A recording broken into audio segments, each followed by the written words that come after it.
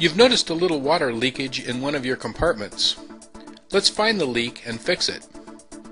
These are the tools you'll need. To find the leak, we'll use a simple air pressure test. First, remove one of the deck fittings into the compartment.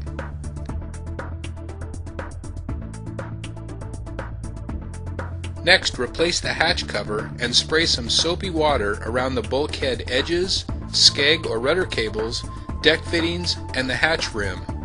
Any place where water could leak in.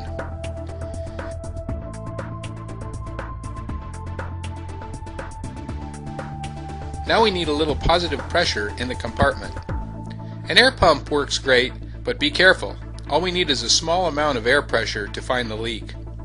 Anywhere air leaks out will produce bubbles. You can see we have a hatch rim leak. Up in the corner of the bulkhead and around the skeg cable we also have a small leak. First, let's seal the hatch rim from the outside. Wash off all the soapy water and dry. Then, using 1.5 inch long pieces of masking tape, circle the rim, leaving about a 1/4 inch of fiberglass reveal. Leave the last corner of tape up. We'll need that later. Cut the nozzle on the sealant to about 1/4 inch opening. I only use black 3M 5200 for this procedure. Lay a medium-sized bead of sealant all the way around the rim and smooth in with a latex gloved finger.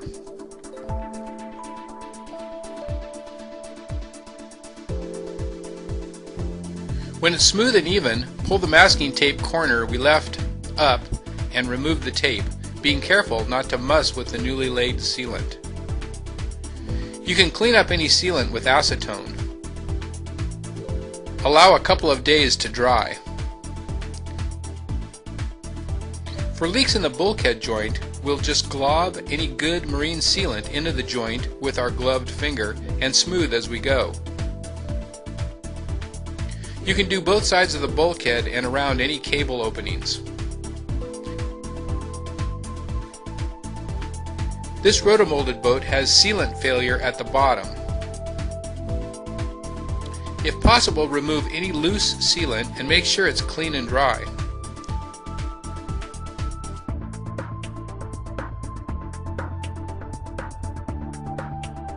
Now apply a medium-sized bead of sealant along the bulkhead and smooth with your finger.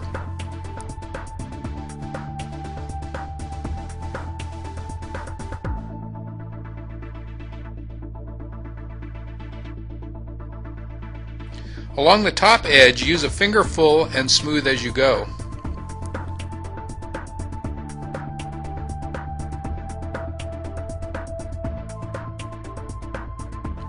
A little 303 protectant helps the hatch rims go on easily.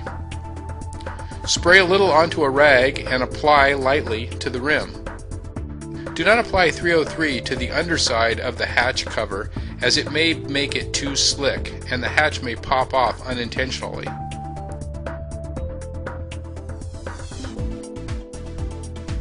.303 lightly applied to the top side of the cover helps preserve the rubber from ultraviolet and will make them look nice.